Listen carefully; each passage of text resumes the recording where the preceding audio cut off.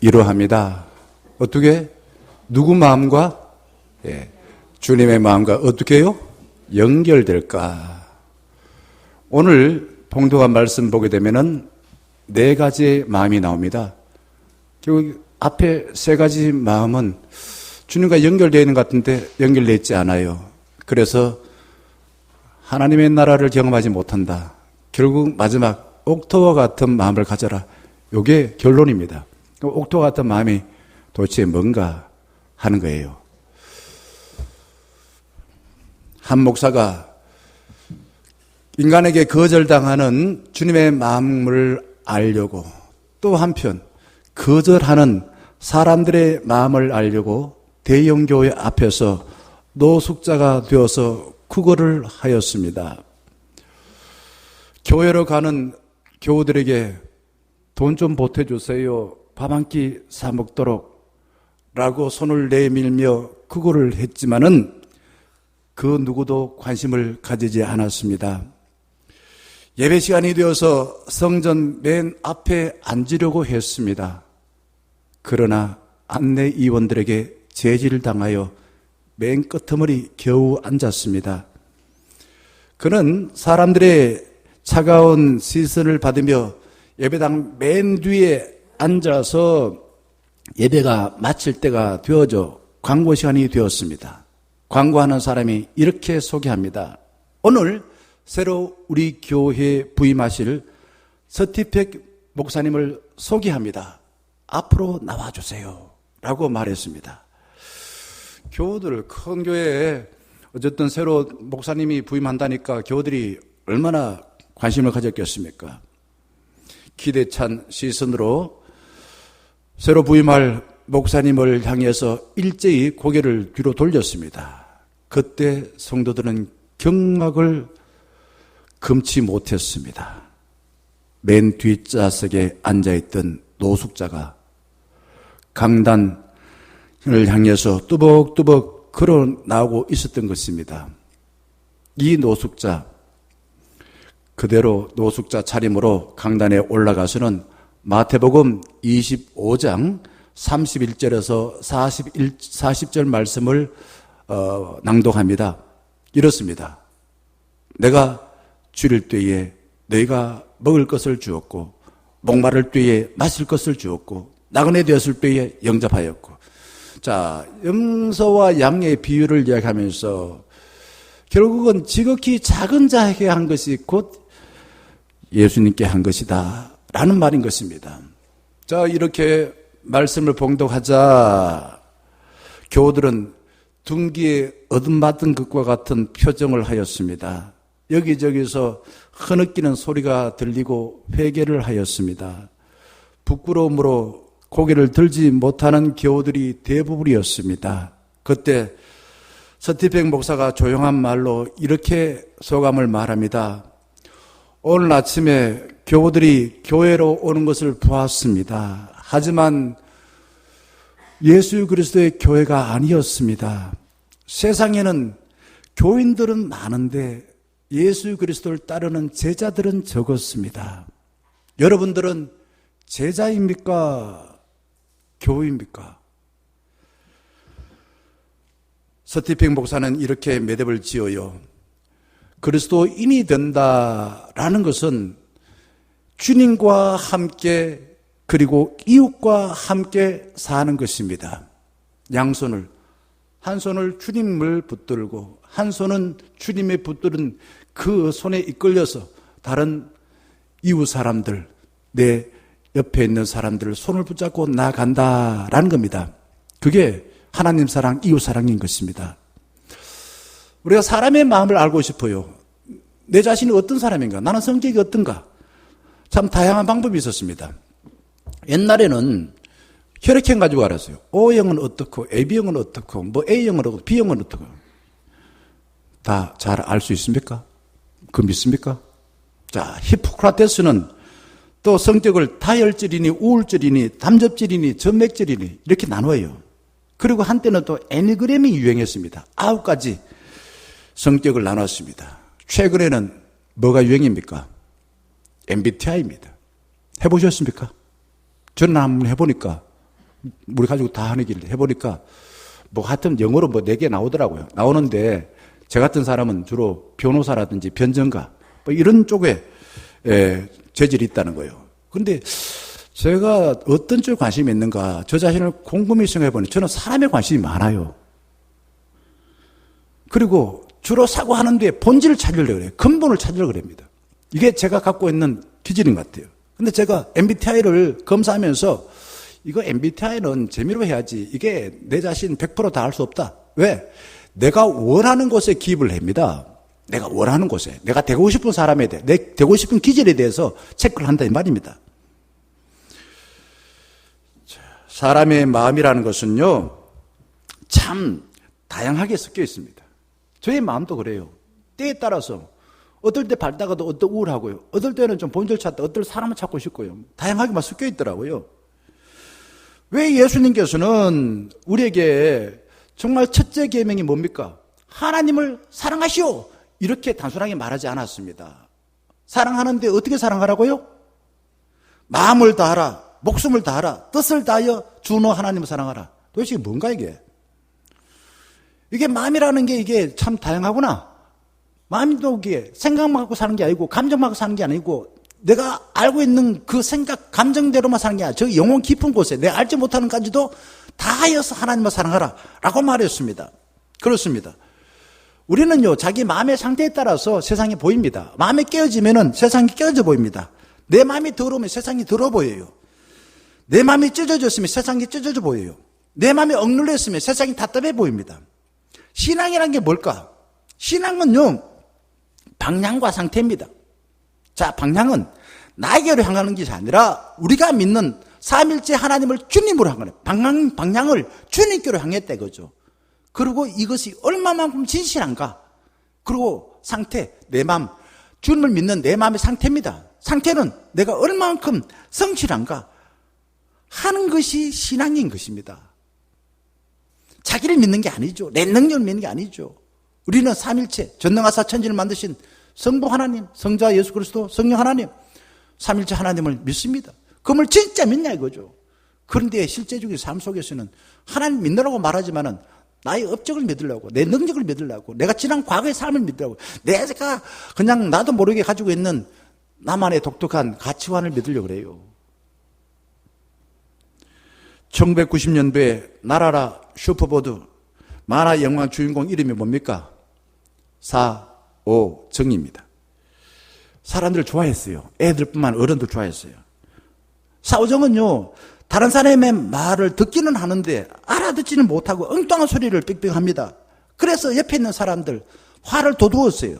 하루는 선생님이 사오정 때문에 화가 나서 그 반에 모든 학생들이 단체벌을 세웠습니다. 요즘 그러면 안 되죠. 그래서 선생님은 학생들에게 이렇게 말합니다. 당장 의자에 올라가서 페달 밟는 흉내를 내라. 학생들은, 착한 학생들은 책상 위에 올라가서 의자에 앉아가지고 말입니다. 땀을 뻘뻘 흘리면서 그냥 페달 밟는 흉내를 냅니다. 그런데 사오정 혼자는 저 뒤에서 편안하게 앉아가지고 다른 애들하고 다르게 자기 혼자만 그냥 호시절을 보냅니다. 선생님이 화가 났습니다. 도대체 너는 어떤 놈이야? 뭐 이런 식으로 이야기합니다. 그러자 사오정은 또 편안하게 합니다. 사오정왈, 선생님 저는요 지금 내림막길을 걷고 있습니다. 가고 있습니다. 라고 말했다는 겁니다. 자, 사오정에게 문제가 뭡니까? 선생님이 말한 거 안 들어요. 다른 사람들이 말하는 거 공감 안 돼요. 전혀 소통되지 않고 공감 능력이 없는 정말 감정이라면은 제로입니다. 영인 상태인 것입니다.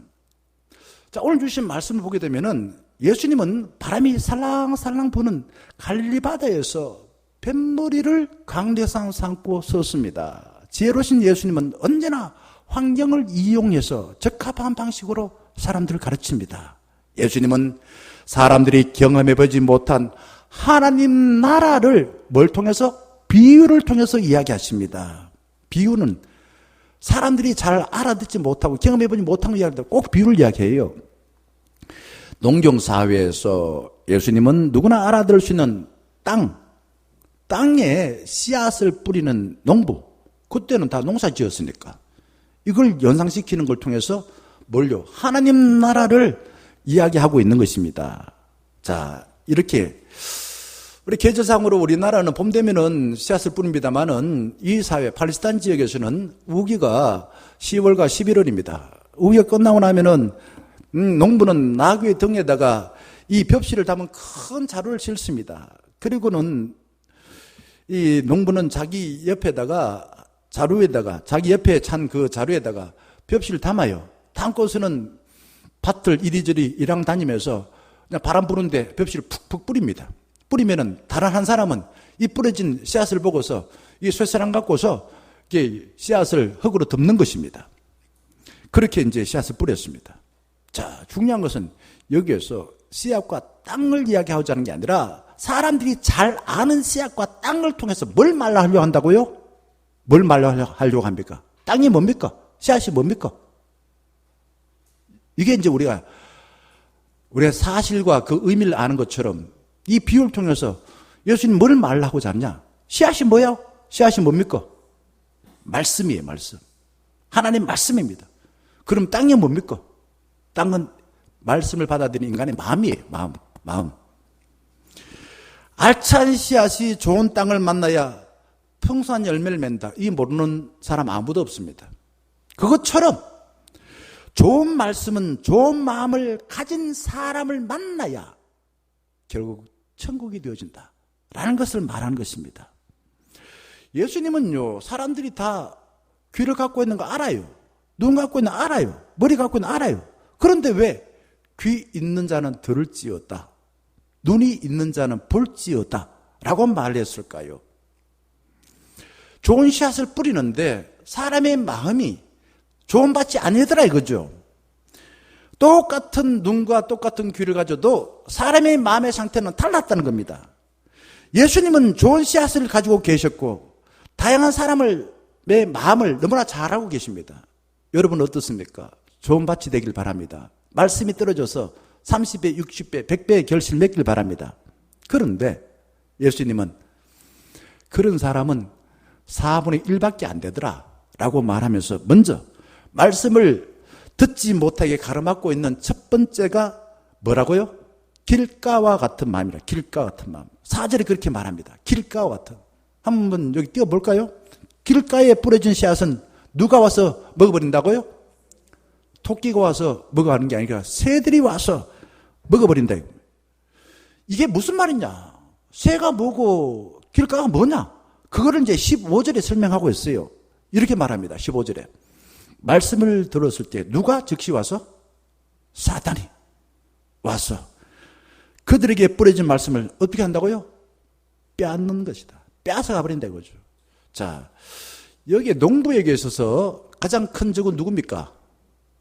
과일을 한 과수원이라든지 농사 짓는 사람들 보면요, 가을쯤 되어지면 다 이렇게 그물을 막 치더라고요. 왜 그래요? 새들을 못 오게 하고 있습니다. 이 새들은요, 농부가 애써 가까우는 씨앗과 열매들을 다 파먹어버려요. 새는 사단을 말하고 있습니다. 15절에. 하나님과 인간의 관계를 떼어놓게 만드는 사단을 말하고 있어요.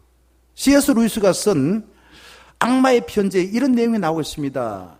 한번 들어보시기 바랍니다. 노 신사가 신앙서적을 보다가 하나님을 만나고 싶다라는 생각이 싹 텄습니다. 그때 악마가 유혹합니다. 점심시간이야. 뭘 그렇게 생각해? 악마의 음성을 듣고 신앙서적을 보다가 덮어버리고 점심 먹으러 갑니다.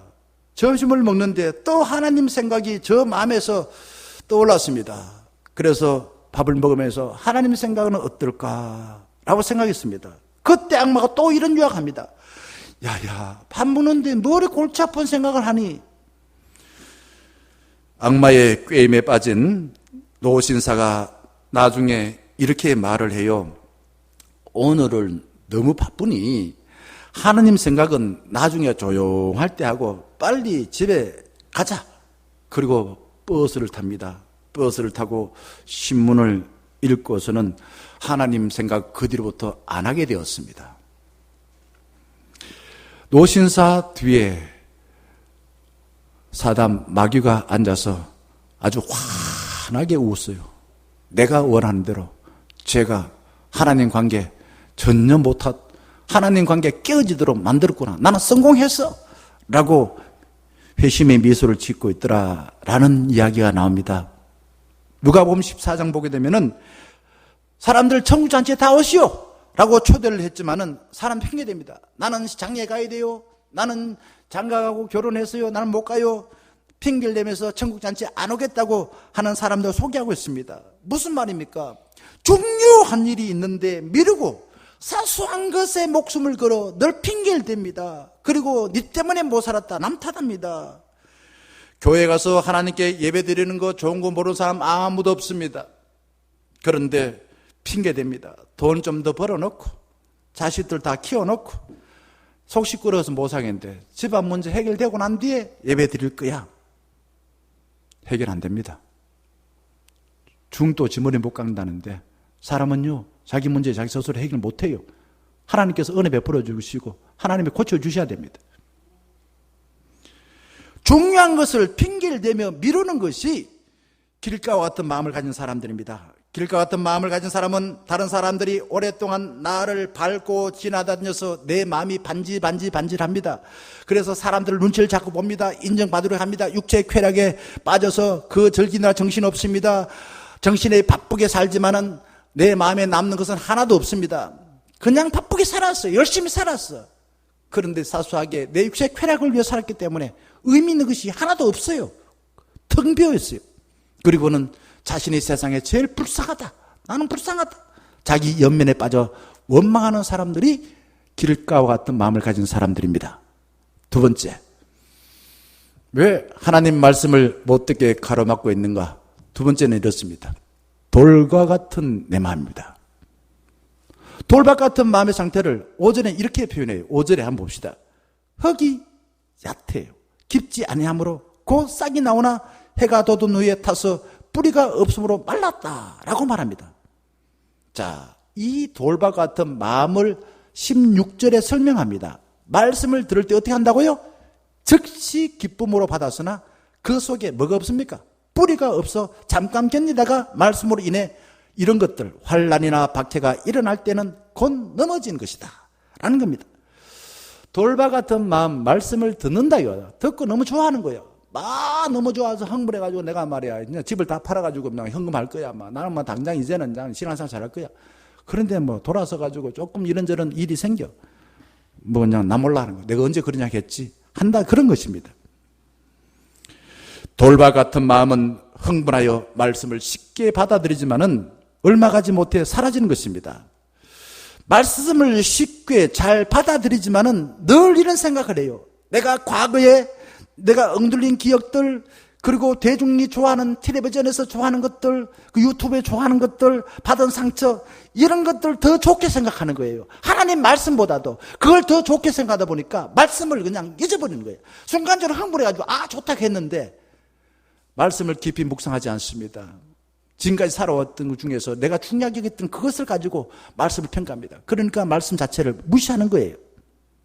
결국은 내가 붙들고 왔던 그것이 나를 잘되게 하는 것이 아니라 나를 괴롭히게 했던 그런 상처들이나 나쁜 가치관들을 내가 살 줄 알고 붙들고 살아가는 사람들입니다. 자기가 지금까지 살아왔던 그 경험만이 절대적이야. 새로운 걸 안 받아들여. 이런 것입니다. 귀가 발달되어서 말귀를 빨리 알아들었지만은 말씀도 자기 입맛에 맞지 않으면 배척하는 것입니다. 지금까지 은혜 받아본 경험이 없습니다.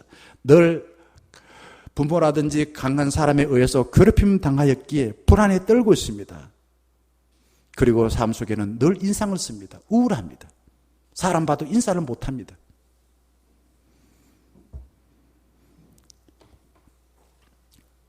누가복음 18장에 보게 되면요, 한 부자 청년이 나옵니다. 이 사람이 예수님의 가르침을 받고 마음이 뜨거워졌습니다. 그래서 이렇게 물어봐요. 어찌하여 영생을 얻을 수 있습니까? 당장에는요, 만살 젖혀두고 말씀에 따를 듯이 그냥 물어보고 있어요. 예수님이 이렇게 대답합니다. 너가 가진 것을 팔아 가난한 사람들에게 나눠주고 나를 따르라. 자, 이 청년이 어떻게 했을까요? 예수님 말을 듣고서 자기 가진 것들 가난한 사람 나눠주고서 따라왔을까요? 예수님 따라왔을까요? 안 따라왔어요. 왜 안 따라왔을까요? 이 사람은요, 자기가 사람에서 돈 많으니까 사람들이요, 자기 앞에 구시구시 그런 걸 봤어요. 너무 재밌어요. 사람들이 자기를 왕처럼 대했어요. 사람들은 전부 다 자기의 종처럼 그냥 부시구시래요. 너무 좋아요. 너무 좀 행복해요. 이걸 경험했어요. 그런데 가난한 사람 봤어요. 자기 앞에 와서 굽시거렸어요. 그러니까 내가 가지고 있는 돈을 가난한 사람 나눠줘 버리면은 사람들이 나를 무시할 줄 알았어요. 그래서 말씀을 듣고도 말씀을 무시한 겁니다. 예수님을 떠나버렸어요. 이 돌과 같은 마음, 성령이 충만하든지 실패를 통해서 큰 고난을 당해보고 진짜 죽을 똥 살 똥 모르고 큰 고난 당해보고 그때서야 겨우 마음 바꾸려 할 때 많습니다. 마치 솔고 난 뒤에 외양간 고치는 것처럼.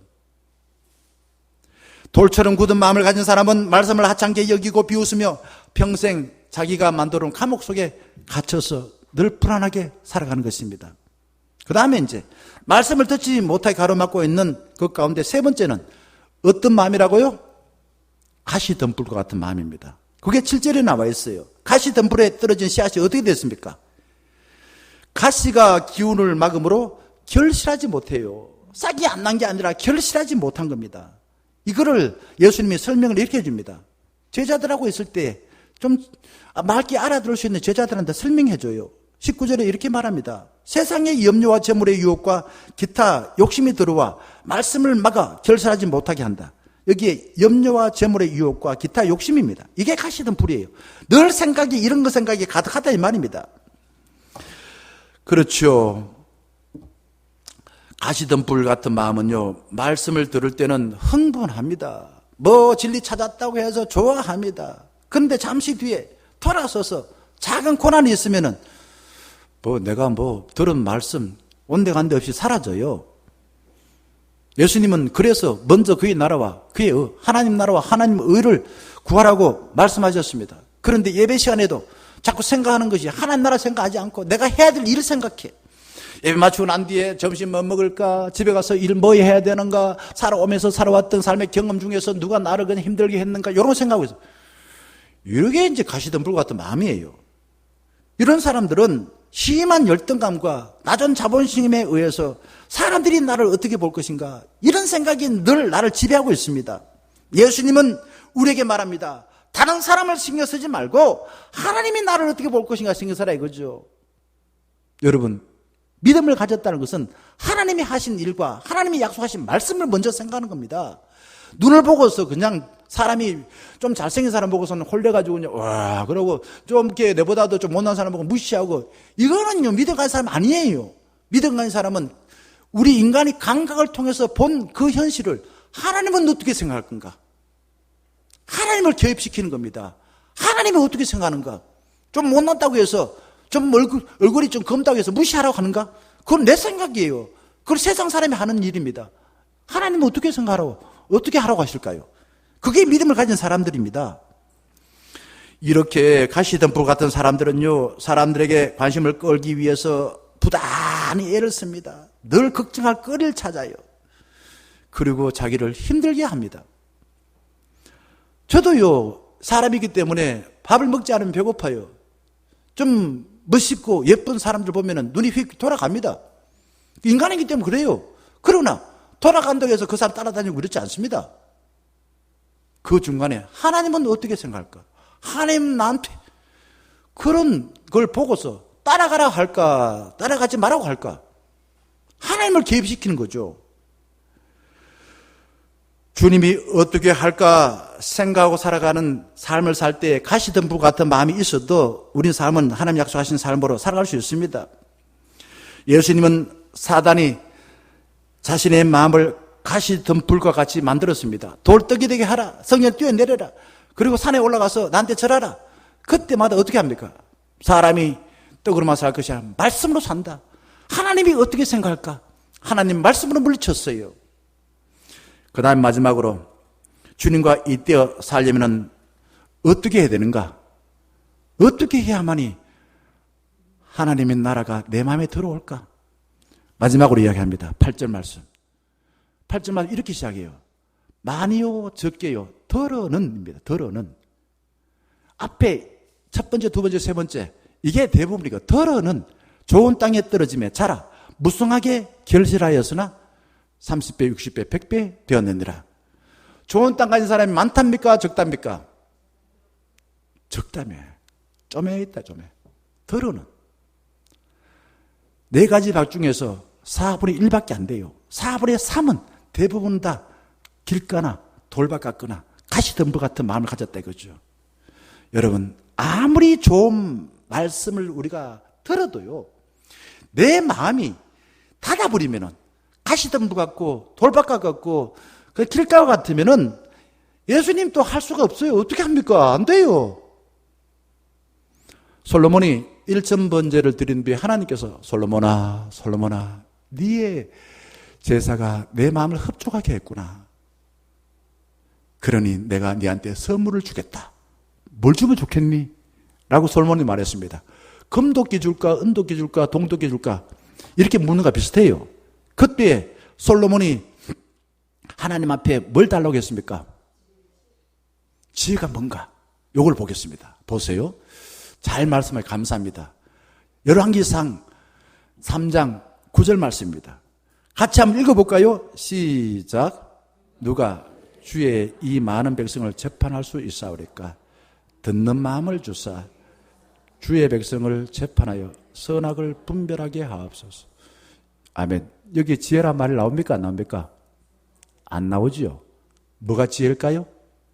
듣는 마음입니다.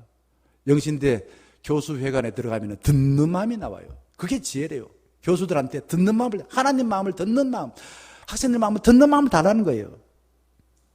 솔로몬은 하나님이 뭘 줄까 할 때 큰 집 주세요, 나 절대적인 권력 주세요, 사람이 꼼짝 못하게 만드는 말 잘하는 거 주세요, 이렇게 말하지 않았어요.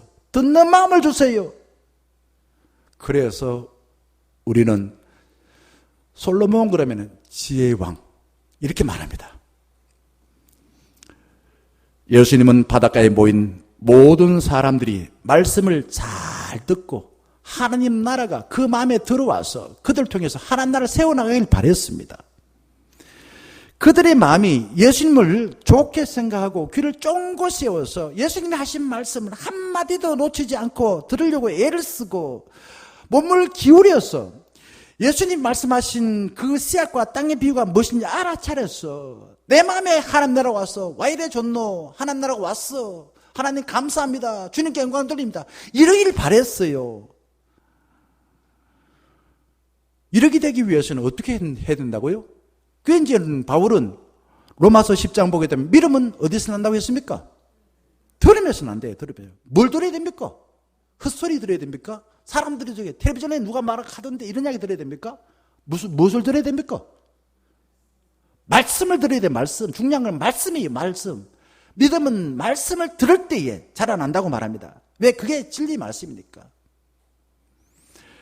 한자에 보게 되면은요, 듣는 것을 경청이라고 말합니다. 경자는 기울을 경자고 청은 들을 청자입니다. 한번 볼까요? 제가 한번 요거로 해놨는가 모르겠습니다. 한번 볼까요? 들을 청자 대충 아시죠? 이렇습니다. 들을 청자 복잡해요. 복잡한데요. 자, 임금 왕자가 나옵니다. 임금 왕자는 말하는 사람을 왕으로 생각하는 겁니다. 앞에 있는 사람 왕으로. 여기 계신다면 임용산 장로님은 제가 말 들을 때 왕으로 생각해야 돼요. 너는 말해라. 나는 게임할 거야. 이러면 안 돼요. 그러면 상처받아요. 그리고 어떻게 들으라고요? 왕으로 여기고 또 귀를 10개로 생각해요. 귀가 하나가 아니에요. 온몸이 다 열리는 거야. 머리부터 내가 이 오감을 열고서 이렇게 하는 거죠. 오감을 열고서 움직여가지고 하나로 집중하라 이거죠. 하나로 집중해서 들으려고 하는 거. 이게 들을 청자입니다. 지금 우리 사회에서 무엇에 가장 관심이 많은 줄 아십니까? 소통입니다. 대통령 소통 안 된다. 이런 말 하면 그 사람 안 좋다는 말이에요. 우리 부모와 자식이 소통 안 된다. 꼰대다. 이러면 그건 부모 좋은 게 아니다 이거죠. 그 다음에 뭡니까? 공감입니다. 지금 현재에 가장 관심 있는 것은 이게 들을 청자 이제 나왔네요. 자, 상대방의 말을 들어주는 사람이 좋은 사람이에요. 복잡잖아요. 얼마나 복잡습니까? 이런 복잡한 거잖아. 들으려고 하면 이게 복잡다는 겁니다. 복잡다는 거죠. 어떤 사람이 좋고 어떤 사람이 싫습니까? 여러분, 어떤 사람이 좋고 어떤 사람이 싫습니까? 친구가 만났어요. 내 말을 잘 들어준 사람이 좋습니까? 안 들어준 사람이 좋습니까? 안 들어주면 싫어요. 친구라도. 안 만나고 싶어요. 상대방의 말을 잘 들어주면은요, 가정과 친구 사이, 사업, 공부, 만사가 잘 됩니다. 제 말 틀린 게 아니에요. 선생님 말 잘 들어보세요. 선생님한테 들은 말 그대로 이제 다 기억하면 공부 잘할 수밖에 없죠. 가족들 관계도 그래요. 자식도 부모 말 잘 듣고, 부모도 자식 말 잘 들어주고, 부부도 상대방 말 잘 들어주면 그거 가족이 잘 될 수밖에 없습니다. 교회는 하나님 말씀 잘 듣고 그 말씀에 따라서 한번 목회해보는 거, 그게 좋은 교회죠. 좋은 관계를 가지려면은 이런 훈계하는 마음, 가르치려는 마음, 판단하는 마음을 버려야 돼요. 상대방을 보물처럼 여겨야 됩니다. 그리고 들어줘야 됩니다. 그래야 좋은 관계를 갖습니다. 저의 기도 제목이 뭔지 아십니까? 잘 모르시죠? 말씀드려보겠습니다.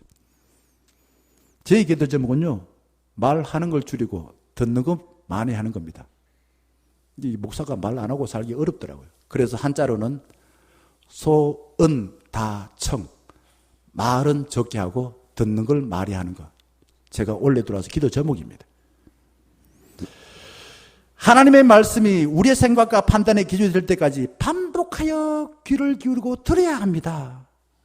옥토 같은 마음은 하나님과 내가 막힘없이 좋은 관계로 연결된 마음의 상태인 것입니다. 그게 옥토인 것입니다.